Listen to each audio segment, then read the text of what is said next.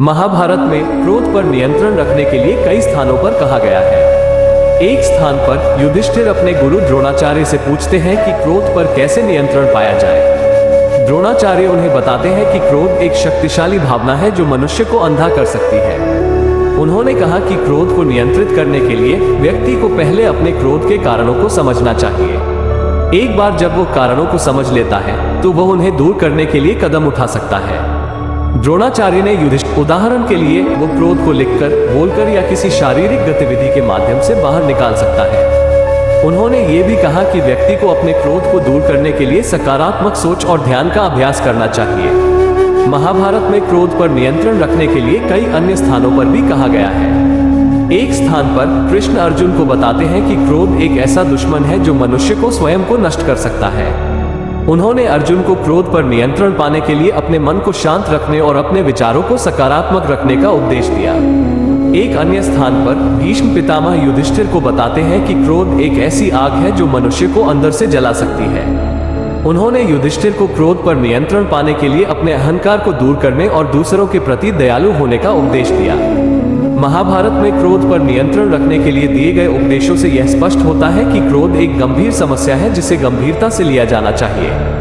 क्रोध पर नियंत्रण पाने के लिए व्यक्ति को अपने क्रोध के कारणों को समझना चाहिए और उन्हें दूर करने के लिए कदम उठाने चाहिए। व्यक्ति को अपने क्रोध को बाहर निकालने के लिए एक सुरक्षित तरीके खोजना चाहिए और सकारात्मक सोच और ध्यान का अभ्यास करना चाहिए। अपने क्रोध के कारणों को समझें। सबसे पहले ये समझना महत्वपूर्ण है कि आप क्यों गुस्सा हो रहे हैं। क्या आप किसी व्यक्ति या स्थिति से नाराज हैं? क्या आप थके हुए, तनावग्रस्त या भूखे हैं? एक बार जब आप अपने क्रोध के कारणों को समझ लेते हैं तो आप उन्हें दूर करने के लिए कदम उठा सकते हैं। अपने क्रोध को बाहर निकालने के लिए एक सुरक्षित तरीके खोजें। क्रोध को दबाने की कोशिश न करें, इसके बजाय इसे एक सुरक्षित तरीके से बाहर निकालने का प्रयास। सकारात्मक सोच और ध्यान का अभ्यास करें। सकारात्मक सोच और ध्यान का अभ्यास करने से आपको अपने क्रोध को नियंत्रित करने में मदद मिल सकती है। सकारात्मक सोच आपको अपने क्रोध के बारे में अधिक जागरूक होने में मदद कर सकती है, जबकि ध्यान आपको शांत और केंद्रित रहने में मदद कर सकता है। अपने समय का प्रबंधन करें। समय की कमी तनाव और क्रोध का एक प्रमुख कारण है। अपने समय का प्रबंधन करके आप तनाव को कम करने और क्रोध को नियंत्रित करने में मदद कर सकते हैं। अपने जीवन में आराम और मनोरंजन के लिए समय निकालना तनाव को कम करने और क्रोध को नियंत्रित करने में मदद कर सकते हैं।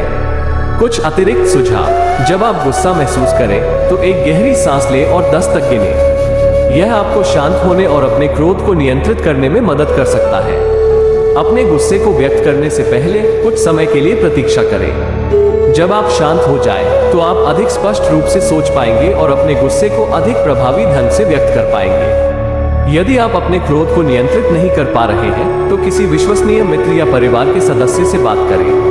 वे आपको अपने क्रोध को प्रबंधित करने में मदद कर सकते हैं। महाभारत में क्रोध पर नियंत्रण रखने के लिए दिए गए उपदेशों का महत्व। महाभारत में क्रोध को एक शक्तिशाली भावना के रूप में प्रस्तुत किया गया है जो मनुष्य को अंधा कर सकती है। क्रोध के कारण व्यक्ति गलत निर्णय ले सकता है और गलत कार्य कर सकता है। इसलिए क्रोध पर नियंत्रण रखना महत्वपूर्ण है। महाभारत में दिए गए उपदेश क्रोध पर नियंत्रण रखने में मदद कर सकते हैं। ये उपदेश हमें क्रोध के कारणों को समझने, क्रोध को बाहर निकालने के सुरक्षित तरीके खोजने, सकारात्मक सोच और ध्यान का अभ्यास करने, अपने समय का प्रबंधन करने और अपने जीवन में आराम और मनोरंजन के लिए समय निकालने के लिए प्रोत्साहित करते हैं। इन उपदेशों का पालन करके हम क्रोध को नियंत्रित कर सकते हैं और अपने जीवन में शांति और सफलता प्राप्त कर सकते हैं।